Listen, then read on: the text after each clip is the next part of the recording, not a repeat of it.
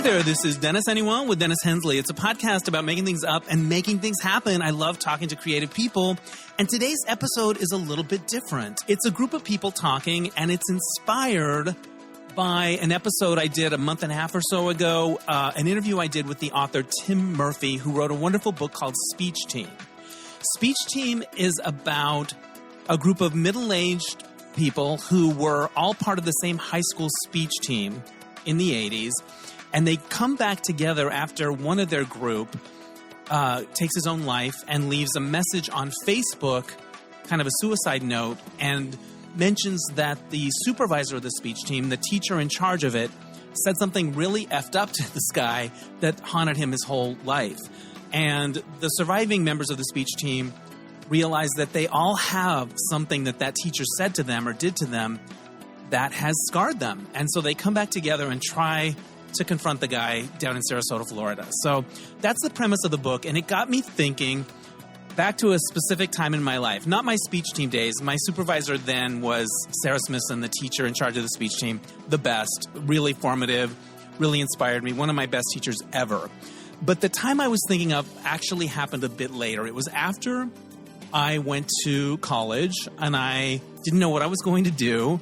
I auditioned for this musical theater workshop that was happening in Los Angeles because some of the other people that I knew from ASU were doing that, and I was like, I guess I'll try it. And I wanted to be a performer. I was into that world for sure. And I got in along with some other people from Arizona State. So it ended up being, I think, 22 people total, 11 guys, 11 girls is my memory of it. It was 1986, the fall of 86. And this workshop was 12 weeks, 5 nights a week, like 6 hours a night. It was very intensive. There was scene study. There was audition night. There was, dancing, everything. It was like a boot camp for this. And the guy that ran it was a guy named Paul Gleason, who was kind of a controversial figure. He was one of those people that sort of would give you tough love and tell you, you were too fat or whatever. And there was like this audition night that was kind of brutal. It was a mixed bag of stuff. Like I got a lot out of it, but I look back and I was like, that was a little fucked up. So in 2017, 6 of the 22 of us got together for a little mini reunion, and we reminisced about this. And at a certain point, pretty early on, I was like, hey, do you mind if I record this conversation for my podcast? So this was 6 years ago. I recorded it on my iPhone, and then I couldn't find it. And I was like, so I never played it. I never used it. And then after reading Speech Team, I thought, I'm going to see if I can find that file because I think it resonates with this idea. I got through it kind of okay, but as you'll hear in this conversation, other people had different memories. So I want to tell you who the other people are in this episode.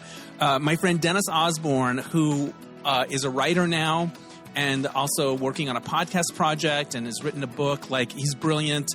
We met doing that workshop and then had many years when we didn't see each other and then reconnected about 10 or 12 years ago, and he's become a really good friend, and I'm so glad that he's in my life. Karole Forman is also at the mini reunion. She has actually been on the podcast before. She was one of the stars of the musical Shooting Star, about a musical about porn created by Florian Klein, and Karole did this very podcast a few years ago. Of all of us that did the workshop, I feel like she stuck with the performing thing and had the most success, and you'll see her in shows all over the place. She did Lady Day, the Billie Holiday musical, and I got to see her in that. She's amazing. She was on an episode of The Conners not long ago. She works all the time, and she's amazing. Jon Thomas is also on the podcast. He left performing, and he now works in software and has worked in London and is in a totally different field, but is still as funny as ever. Kristin Dahl, whose house we were at in California, she had a very long career as a dancer and choreographer, both in New York and also in lots of touring productions.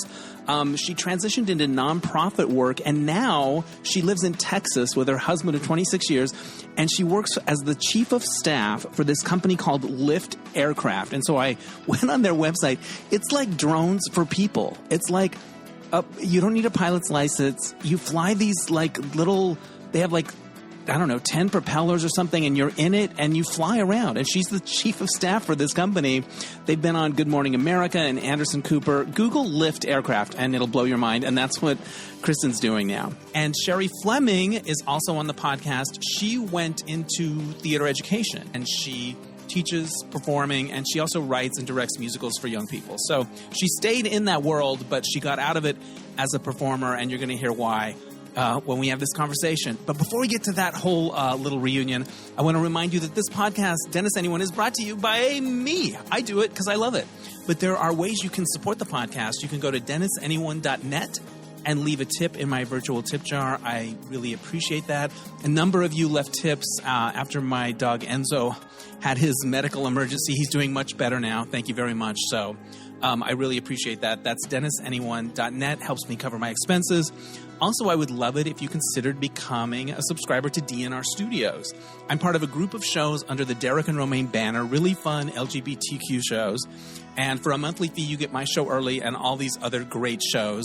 And if you say that my show is the show that brought you to the platform, I get a little financial kickback. So there's that. You can learn about that at dnrstudios.com. Also, if you like the podcast, I would love it if you rated it on whatever podcast app you listen to. It helps people find it. It helps it move up in the algorithm. I really appreciate that stuff. All right, that's enough of the plugs. Here now is my reunion with my friends from the Musical Theater Workshop, Dennis, Karole, Jon, Kristin, and Sherri. Okay, I'm here in Kristin's lovely backyard in Moorpark with, there's 6 of us that were in this musical theater workshop together. Karole, say hello. Hi. Jon. Hello. Kristin. Hello. Sherri. Hello. And Dennis. Why, hello. And what was, remind me of exactly, I love that. What exactly was it called? The American Center for Musical Theater. Mm-hmm. Yeah. Music theater. Where Music most theater. people knew Music of theater it workshop. as the LA Civic Light Opera Musical Theater Workshop. Okay, so it was 5 nights a week. I never knew it was that. Right. Yeah? I never knew that. I didn't know It's that. new to me. I have no memory of what it was called. Yeah. It was 5 nights a week, 12 weeks, 6 hours a night. So it was very intense. Mm-hmm. They owned you. They owned you, but it was one of those experiences in terms of learning and education where you felt like they were being really tough on you, and you were going to learn these lessons like that Debbie Allen. You got big dreams, and you're going to suffer, and I'm going to, there's a lot of mindfuckery going on. And do you guys think of it that same way, or do you think of it as a little like, I don't know, just like they were doing some kind of voodoo with us as performers? It was living in another dimension for 13 weeks. A totally other dimension. Just totally, you're not in your life, you're just there. Wow. It was like boot camp. It was like boot camp, right? Yes. Everything your daily life was really not yours. I do remember, like, Tuesday night you would audition like it was a regular audition, and they would go, I don't like that sweater, why did you, like, they would go in, right? I remember the main guy, Paul Gleason, told me I had to lose 15 pounds or something. Yeah. And he was right then, and he's right now. But what did you get? That same 15 pounds? The exact same. No. Do you remember any specific criticisms or compliments that you got? I don't remember offhand. I can't think of one of mine, but I do remember him saying to one of the girls, he's like, "Your hair is horrible," and just totally criticizing her hair. I think it was. I don't remember who that was. With another girl, he said, "So what kind of car do you think you are?" What kind of car do you think? I remember that. There was car and dogs, right? And she's like, he like basically had her down to she's a Nova. Oh my God! Novas were the cards they would give away on Price is Right when they didn't want to get a really nice car. That literally means no go. You're a no go, and would explode. So you were assuming that your audition wasn't going well when he called you a Nova. A Nova. Wow. Yes.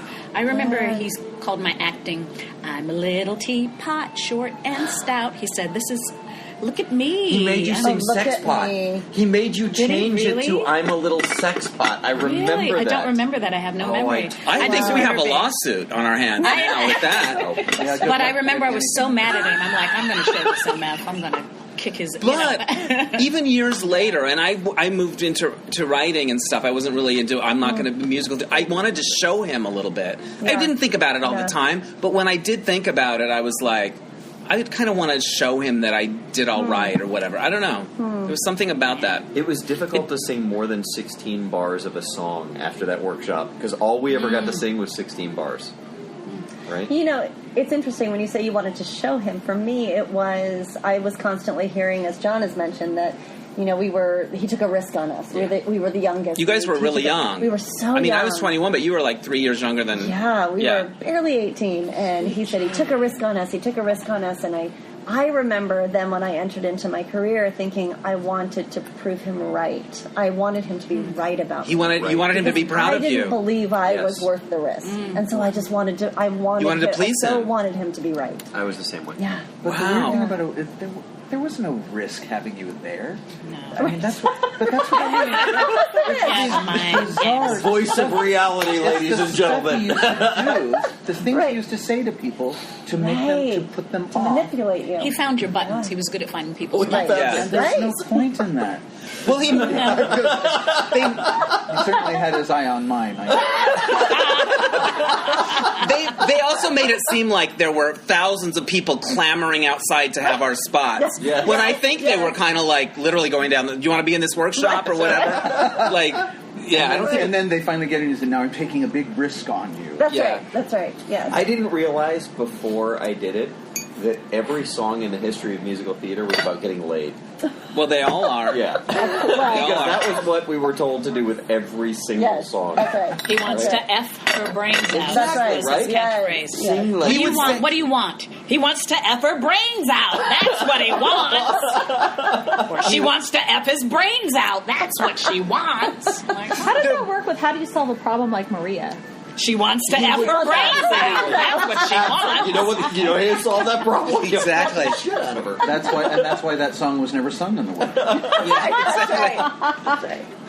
But it was sort of that thing of like, thank you. The business is slippery, and you have to have angles, and you have to work it. It's kind of a game. Like that was something I took away from that. But that's because that's how he saw it. Yeah, and it's not like. I don't think it's like that always. I think it can be. That's what he saw, and he was projecting all of his crap onto everybody coming into his empire. I think he was the last of that generation of people who would bust your balls, or those people who would pick at you because they knew there was a lot of rejection in this business. They wanted to toughen you up. They thought they were doing it for your own good. My mother would say it's like, you have to have thick skin to survive this business. So I think he came from this mentality. He would try to find your weakness. He would go in and just niggle at it to see if he could get a reaction out of you, or how you would respond or come back. Would you withdraw and wither away, or would you lean into it? And I think he was trying to get most of us to lean in and challenge ourselves. That's how I thought there's just better ways to do it than humiliating. And, I agree, too, because I saw how it devastated some people, and some people never wanted to perform again, and I think that's a shame. Talented people. Very talented people. That don't need that lesson. No. I mean, it's bad enough to get rejected at auditions. You're going to be fine. Everybody else is. But to suffer some of the humiliation that everybody went through. Yeah, and we're paying for that.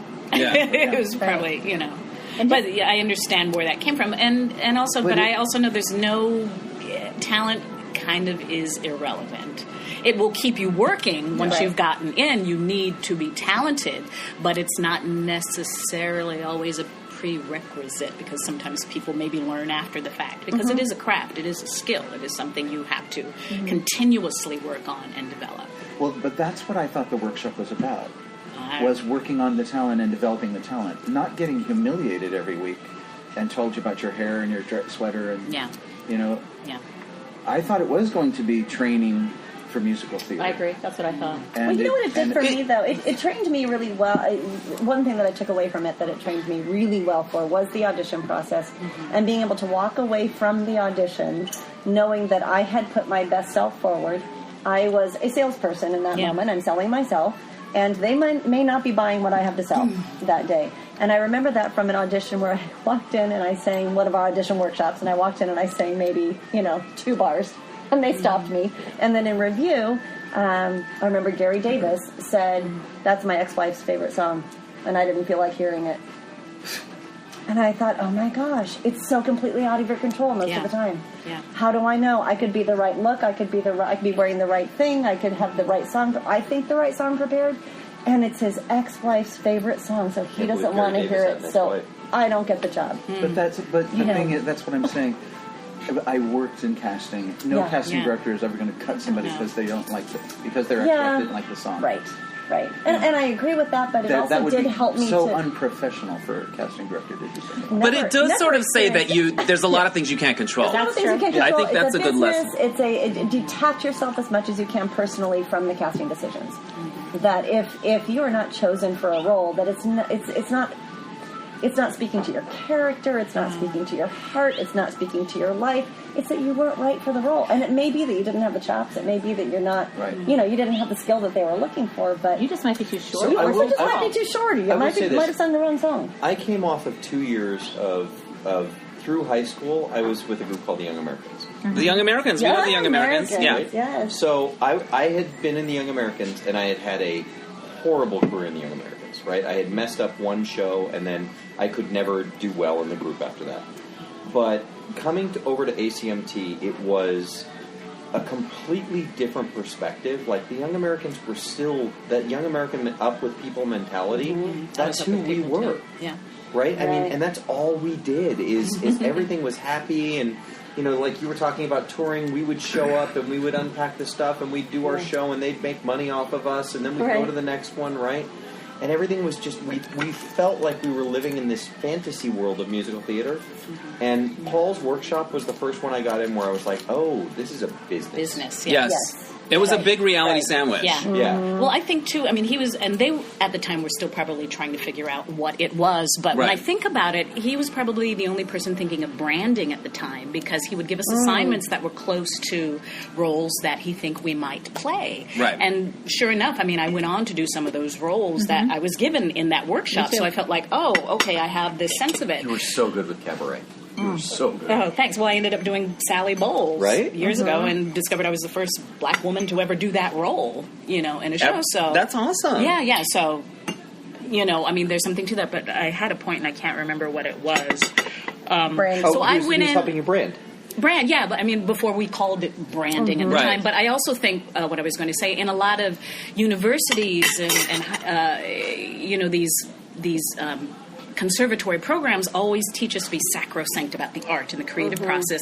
No one ever talks about the business. Right. And that's what I got the most out of. Those audition workshops, walking in, knowing how to walk into a room and presenting. Because, I thought it was the first time I thought, oh, it's a job interview. This is what I'm going in for. It's not like, do you like me? Do you like me? It's like, this is my skill set. This is what I have to offer.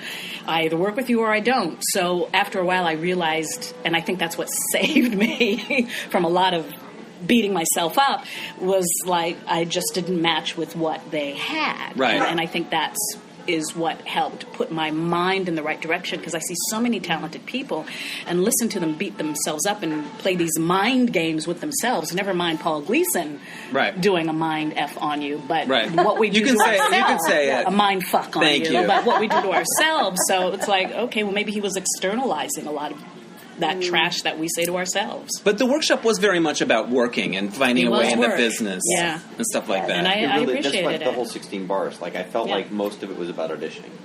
I don't look back on that and think that I learned sort of craft of performing. I don't think of like, oh, this is where I learned to break down a scene, or this is where I learned. I don't have any memories of that kind of work. Because I don't think it was about that. Taught me to sing. Individual. Like, singing. I was a Wow. cute guy with a pretty voice, and then Carlos taught me to sing.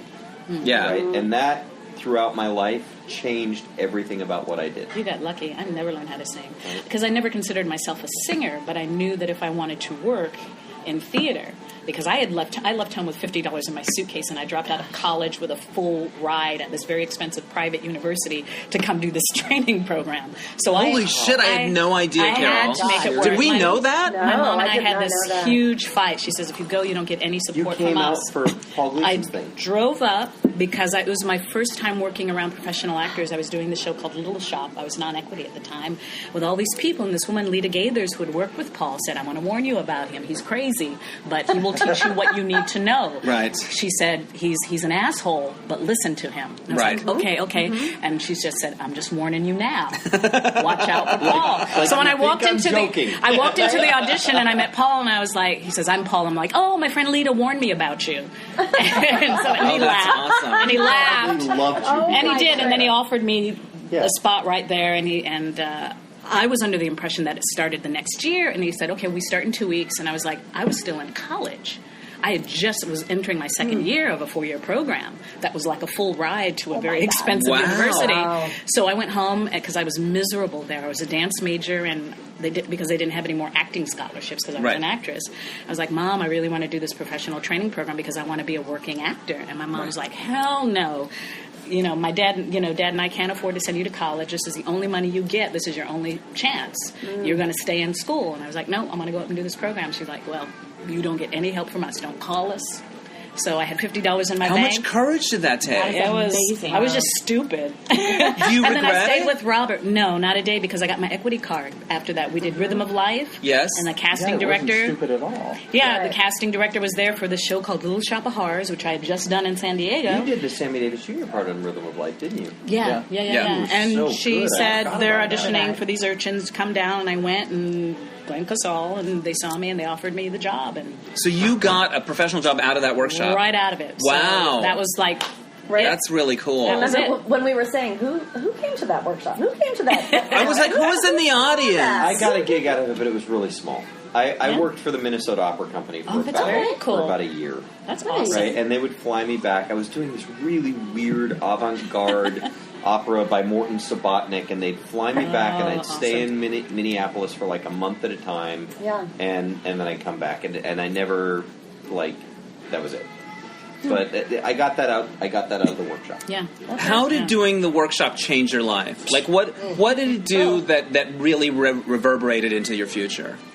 I'll go first. Yeah. Please. It got me out of Arizona because I didn't know what I was going to do after college. Which is a blessing. Yeah, I just didn't know. Arizona's beautiful. I had big dreams and things I wanted to do, but I didn't know how to drive in a big city. I really was not. I needed some other kind of safety net thing to do to move. And some other people at ASU had done this program, and so I just kind of was like, I'll audition too. And I got in, and so I came out with people that I knew and got me out of Arizona. And I think the biggest thing for me was Annette Cardona, a.k.a. Cha-Cha Di Gregorio in Greece. I love that. Came in once a week and did dance classes and acting. And I remember staying with her class in the months after the workshop and keeping it going. And 8 or 9 months later, I auditioned for Princess Cruises. And because I think I had stayed in Annette's class, I got the job. I don't think I would have been good enough without that. And that really changed my life because I did that for 5 years and I went around the world and it sort of was the thing. But that's what I take away from it more than probably any, I don't know, I didn't do traditional musicals in town and stuff like that. But, yeah. Wow.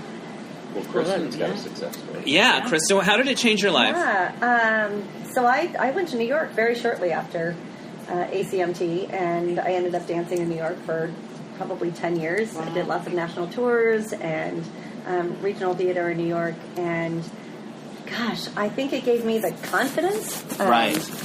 I was a small town girl and a big deal in a small pond, and then I went to ACMT, and there were other people who believed in me.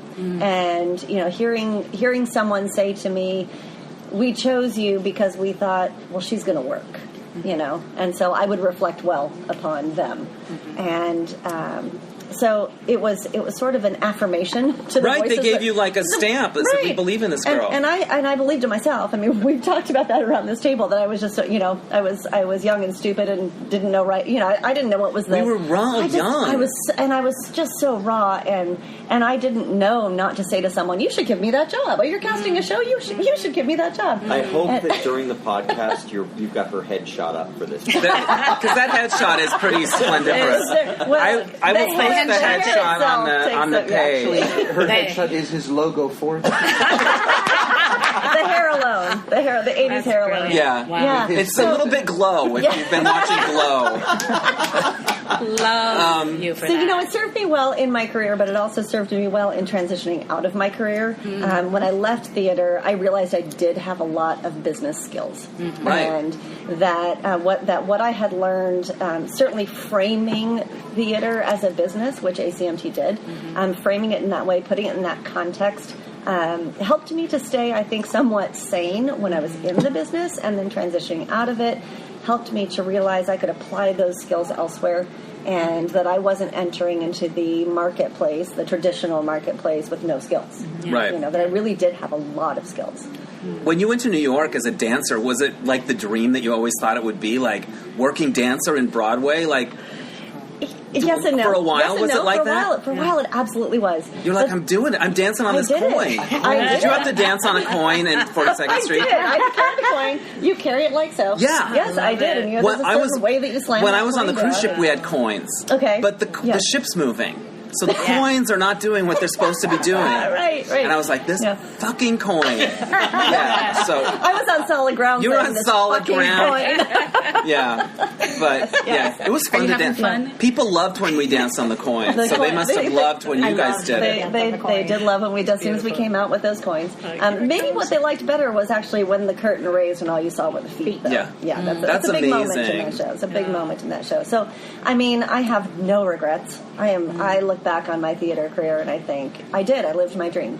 And then when the dream was tarnished, I left it. You know? And so I have no regrets. I am someone who can say I've never woken up in the morning and thought, ugh, I have to go to work. I haven't had a day in my life that's like that. That's awesome. And yeah.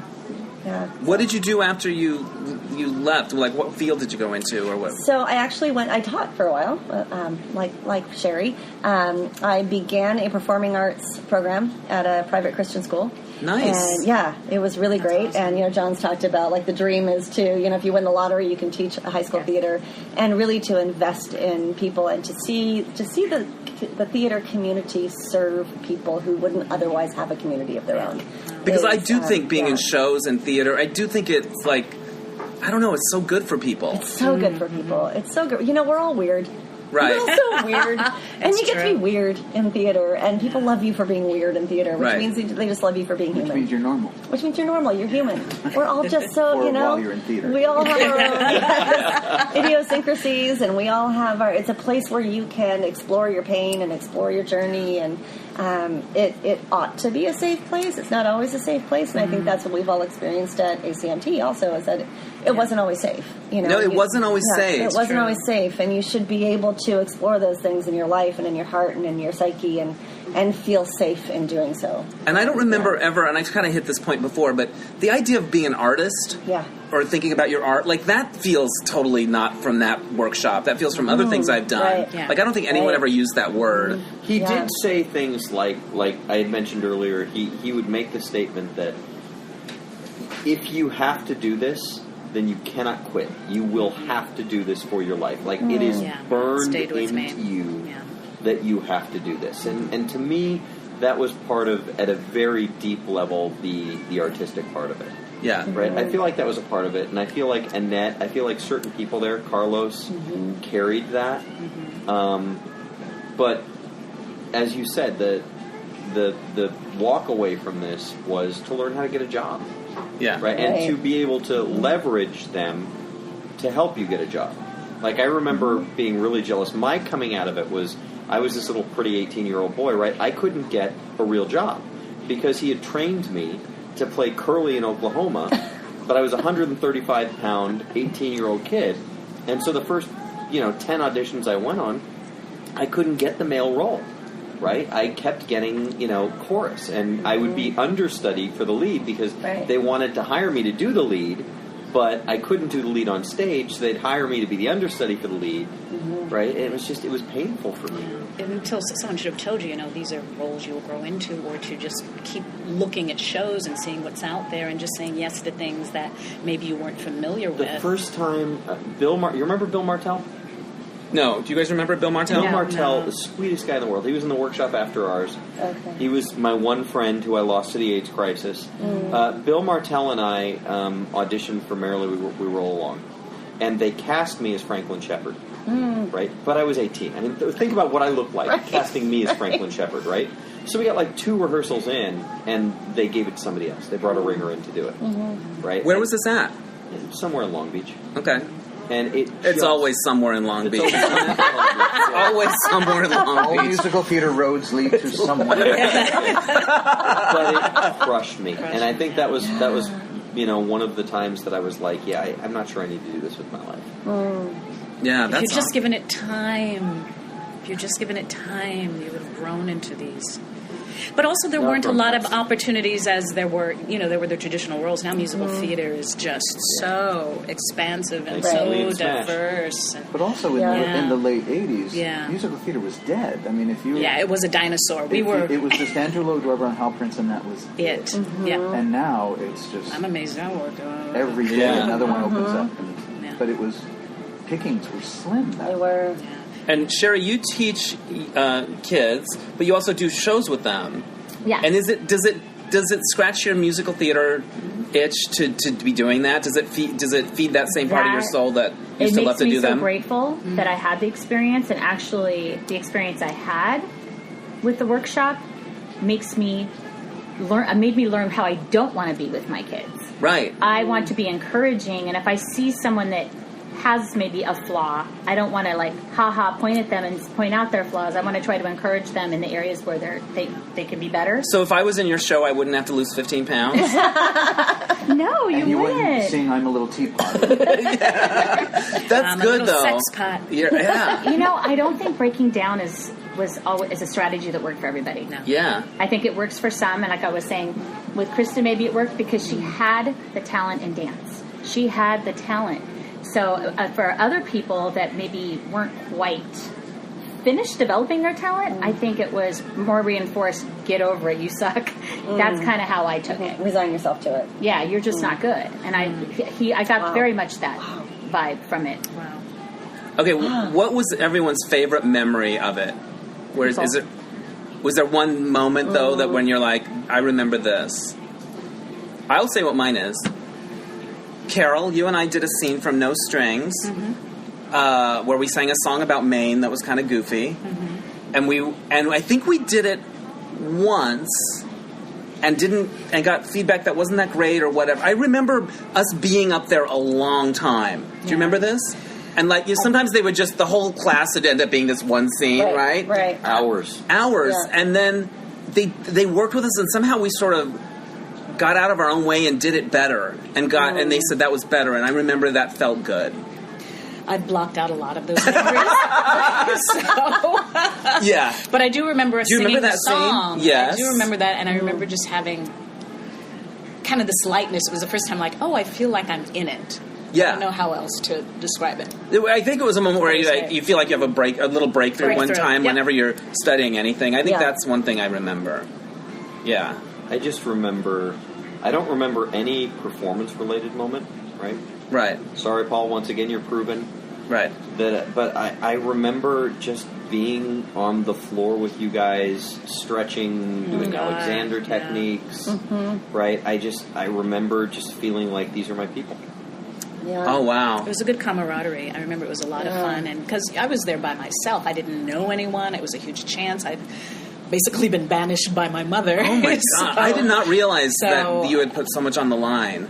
Yeah, I did, and I didn't have a job. I was delivering sandwiches to day traders to make money. LA Daily, and I had that little thing on wheels. You brought sandwiches a couple times. Yeah. Those Gouda sandwiches, sourdough. Wow. LA Daily. Yeah, so that? It was my only social interaction, and I loved it. But I was also so exhausted because I was working, doing that job, and then I would have to prep the sandwiches at night after we would do our rehearsals. Oh wow! And I'd be up at 4 o'clock in the morning to go get the bagels for my route, and go buy things. And so most of my memories are sleeping. Wow. So you were running this whole side business. Mama had to make it. Yeah, I was working at a mall store called The Very, Very Beast, and they sold stuffed animals. It was The Very, Very Bear. You got me a job there. The bear, no, I did not. Yes, you did. I got you a job at The Very, Very Beast? Yes. I don't remember that. It was just me and a bunch of Valley girls. Really, John? Was it Beast or Bear? It was a bunch of gunned. A lot of gunned bears. Yep. And it was the only job where I... What mall at Beverly Center? It was West Side Pavilion and also Santa Monica Place. I got you a job there? Oh my gosh. I asked you for a job. I know. Well, it was. I remember it paid nothing. Yeah, it was $7 an hour or something. Maybe, yeah. Wow. That's crazy. Kristin, what do you have a favorite memory of the workshop? I was a baby. Right. I was such a baby, and I don't have a specific memory. I remember that time in my life of just being affirmation that yes, I can do this. And, I was barely 18 years old. I was still living with my mom and dad. And I had, 1.5 feet out the door. I knew I was going to go to New York. I knew what my career was going to be. And it was an affirmation for me. Maybe I was young and foolish. I don't know. But it happened. So I guess I wasn't that foolish. But it was being surrounded, even though the exercises, the time during instruction might not have felt safe. It felt like a very safe place to me because of the community, because of the people. And I loved that. We were all in it. And it was intense. It was like 30 hours a week. Yes, and I it was remember like a full-time job. If this is what it is, and I'm surviving this, I can do this. That's wild. That's good. Did anybody else spend their whole days thinking about getting there, though? No, it was all like, I have to leave here, I got to go on the 10, and it was like, it was all the freeway. Yeah, There's it was no always, easy way to get there. Yeah, it was always a nightmare. But I do remember coming out at night, downtown LA, and it looked like LA Law. It was a big city, and I was like, wow, I'm down here. I'm doing this thing. You take the boy out of Holbrook. I kind of can't believe I had the courage to do it in a way, or You guys go to the Walt Disney Concert Hall and see it there and go, that was the parking lot I used to park in every night. Oh, right. Yes. I'd forgotten kind that. of trips me out. I do think of the Dorothy Chandler whenever I go down there. I do remember it. Yeah. Dennis, what's the thing that came out of it for you? Well, it actually changed my whole life. I mean, because I met Frank Baer there. Bye, right. And Bye. Through Frank, he asked me. He had told me that LA Classic Theater Works was doing a radio broadcast of Once in a Lifetime, and Tom Moore was directing it. Needed an assistant, so I was his assistant, and it was these all-star cast of people that I was in charge of for a couple weeks. And through there, I met a friend who was close with Steve Sondheim. Right. And told Steve about this young writer that he knew about in LA that he should know. And I got a letter from Steve one day saying, we're starting this Young Playwrights Festival, for people that want to write, and if you're interested in that, you should know about it. And we started a correspondence, and he became my mentor and my father figure for all these years later. That's amazing. Did you guys all know that? I didn't know that. Yeah. No, I didn't. Yes. Yeah. So he's. So that changed my life, and it was because of Steve. And they were also, in the middle of Into the Woods at that time, and so he brought me into that whole world, and where I just learned about theater and learned about writing, and were you in New York when they were doing Into the Woods on Broadway? Yeah, when it was just with coming Joanna, out, right? Yeah. Oh yeah, Joanna, and I became part of that whole thing. I was there all the time, and whenever he had to be there, he said, "Come and watch this." And then, like if somebody was leaving the show, he'd always invite me to the dinner, say goodbye to them, and so he just brought me in, but not only into the woods, but just in his whole world of people. So I it was my college basically that I never got. That's incredible. That's how I became. That's Buster, everyone. That's Buster. He's not a big Sondheim fan. He prefers cats. Yeah, that's right. Yeah, it's so my whole. I mean, because of that musical theater workshop, The connection. I became a writer, which I wanted to be, and that's what gave me my life that I have now. Wow, that workshop did. That workshop, yeah. Wow, that's meeting wild. Frank in that workshop. So, and Frank and I became close because of the Paul incident. So, there was What was the incident? the Paul incident. should this go on a podcast? I don't know. It shouldn't go on a podcast. He was very cruel to me after that. Humiliating me a lot and putting me in, linking me with people that he knew wouldn't work well with, and not with people I really wanted to be with. So towards the end, I talked to Frank Baer about it and about what had happened, and Frank was mortified, but because of that, Frank and I became friends. You could see somebody was playing favorites, and then you were kind of glad it wasn't you in a way, even though you didn't quite know everything. You escaped. It tainted the whole experience. Of course. Like when you had said, "What good memories do you have in that workshop?"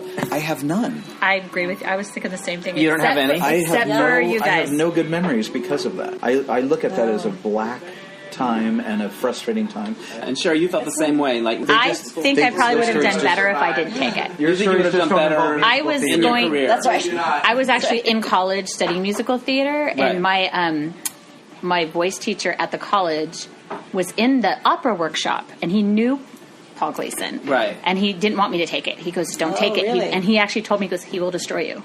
He goes, you're not. He goes, you're not ready. He says, you need about 2 years still.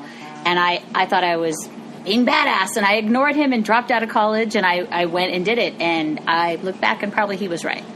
Because I was getting parts, I was feeling confident, I was studying voice and dance, and I was trying to build myself, and he just pretty much, you suck. And I probably stuck with me. So for me, it was a destroyer. I'm like you, except for you guys. Careful about who you entrust your talent to, and who you allow into your space to teach you and to help develop your work, because there are people that try to play psychologists that have no business digging around in your stuff.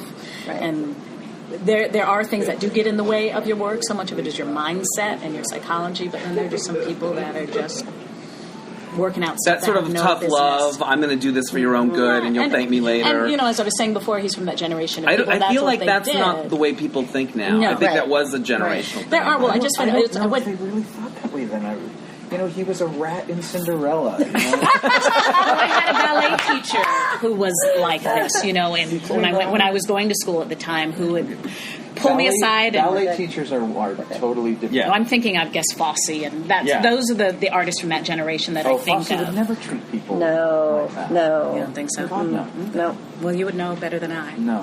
What song, when you hear it, do you think of the workshop?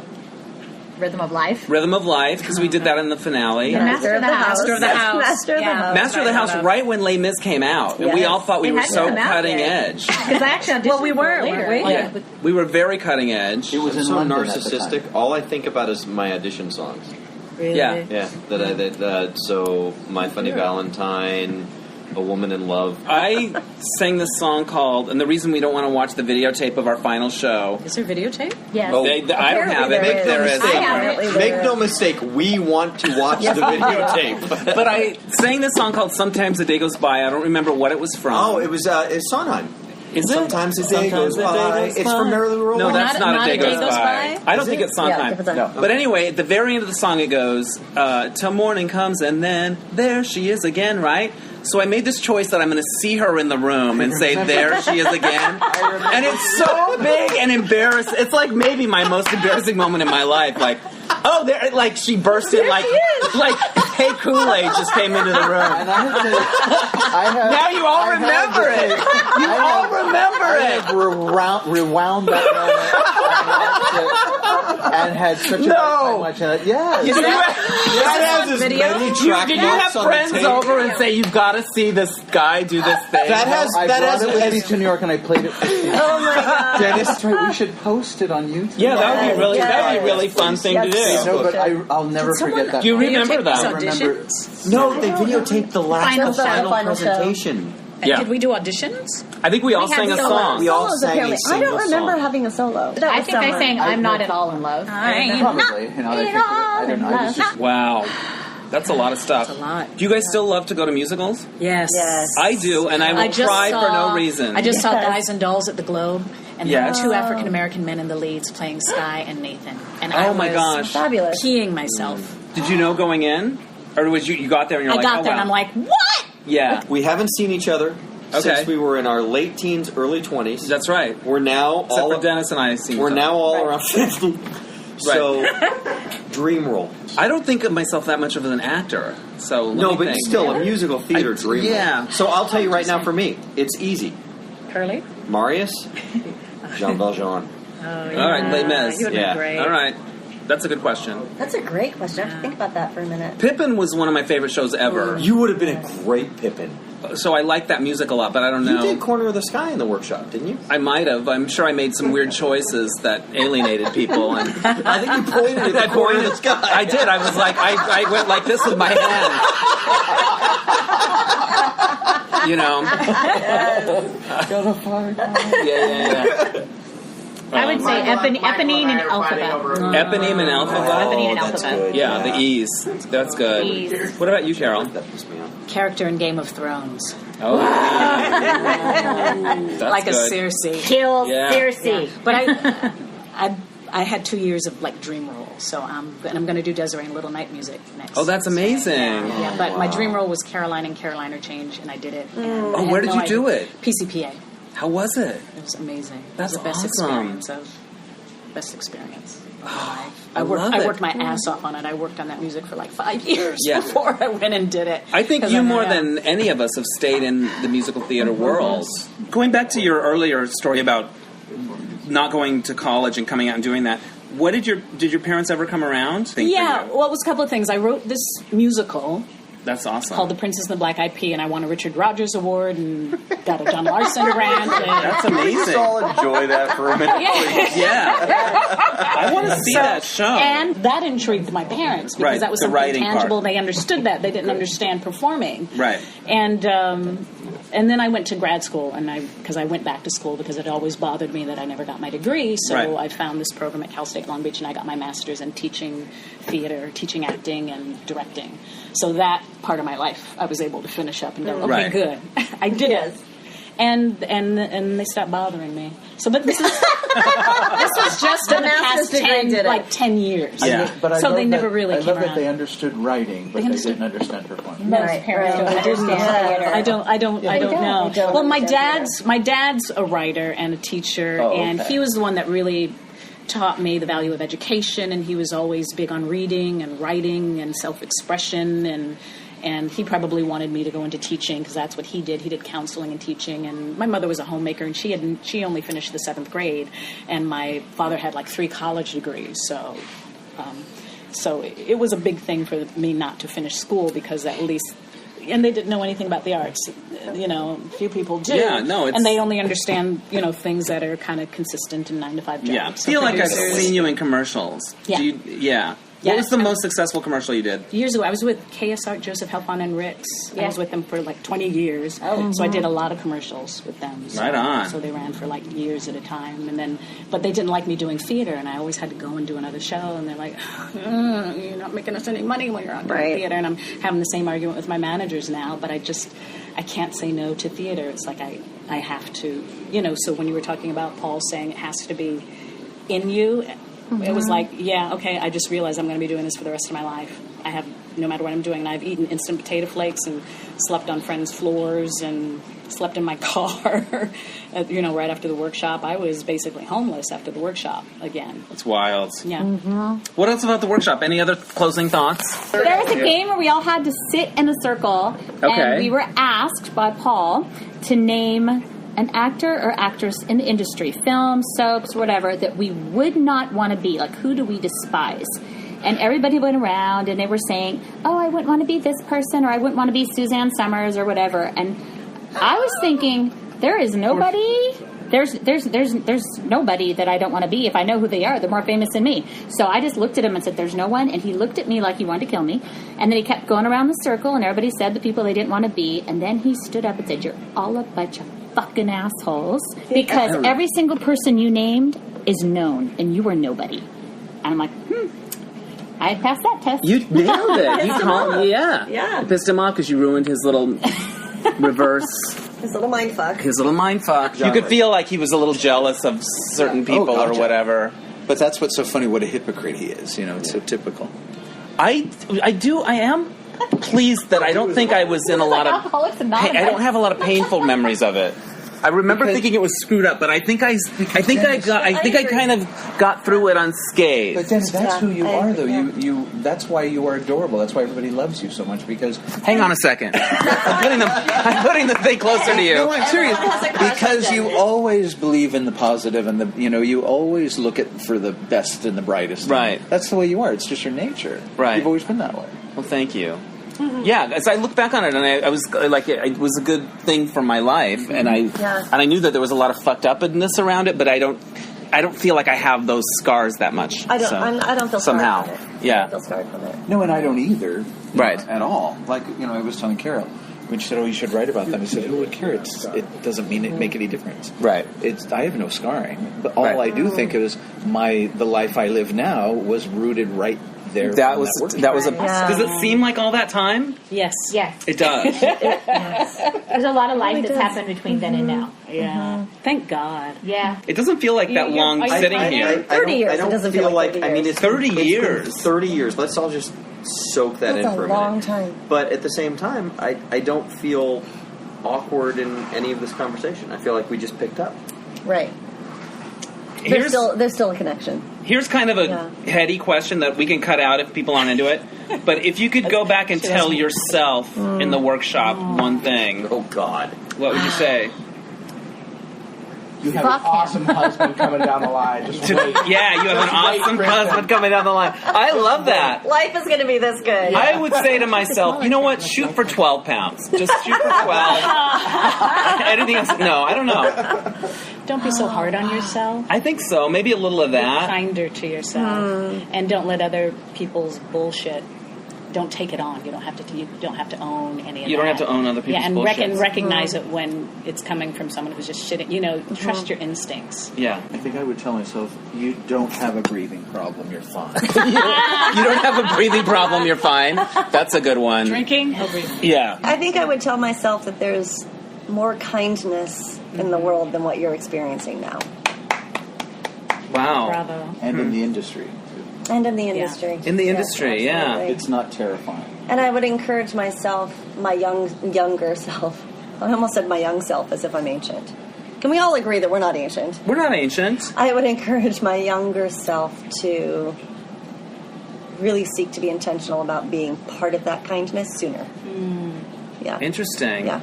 Maybe we can model that for younger people. Because when you're in your 19s and 20s like we were, we didn't have that presence of mind. We didn't. And probably our parents didn't either, when going into... I know mine Right. certainly Right. didn't. But, the fact that we did it and challenged ourselves and acted in spite of our fear and acted in spite of any self-imposed or other imposed... Yeah, because when we went there, it was like... It's an act of trust. The deal was these people know they have the Right. answers. We gave them too much power. Yeah, they had a lot of power. Well, like I don't remember anyone ever stole a lot. standing They up. did. Yeah. And we also gave it to them Yeah. to a certain extent. We couldn't Google them before we auditioned. No, Yeah, So we couldn't Yelp them. We couldn't Google them. We couldn't Different find world. out what was going on Word of there. mouth. we was living Yeah. in the dark ages, y'all. Yeah. All right. Yeah. It's so great to see you guys again. I'm so glad we did this. Thank you, Dennis. All right. Thanks for being on the Make sure you podcast. edit, boo. I will. Thanks again to Dennis Osborne, Karole Forman, Jon Thomas, Kristin Dahl, and Sherri Fleming for sharing their memories and getting together. And thank you guys for letting us do something different. I hope you enjoyed it. All right, so this happened. So get this. I saw Paul Gleason, the man we were all talking about, at an event a few years ago, sometime between the workshop mini reunion from 2017 and today. It would have been before the pandemic.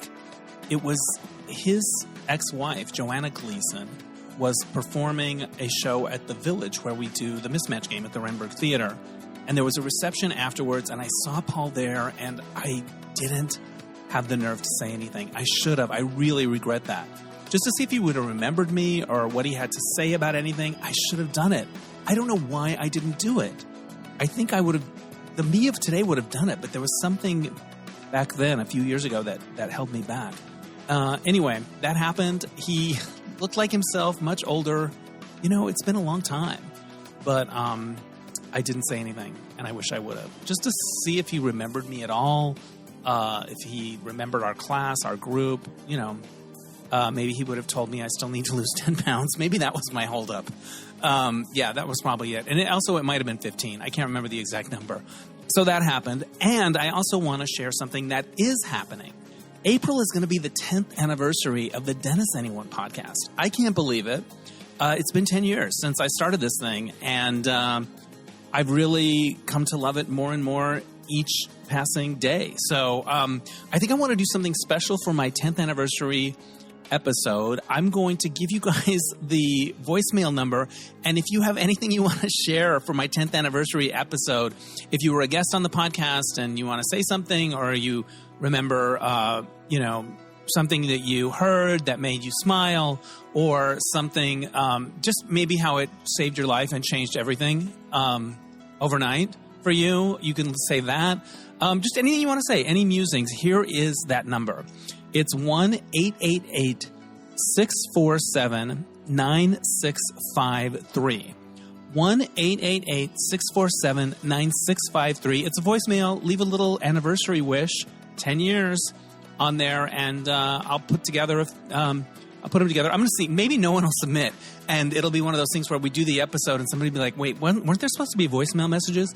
I know I have enough sure things that will do it if I prompt them, but I would love to have some surprises in there. People that I don't have to call up and say, "Hey, will you call my voicemail and say happy anniversary to Dennis Anyone?" Anyway, that's the deal. It's coming up. I can't believe it. And I'm really gratified that I'm still here doing it, and it's come to mean more to me than I ever imagined. So that's because of you. Thank you so much. All right, that's enough for this week. I want to give a shout-out to Oscar Rosario for mixing the episodes. My theme music is by Mark Danos for placement music. We'll catch you next time on Dennis Anyone. Bye!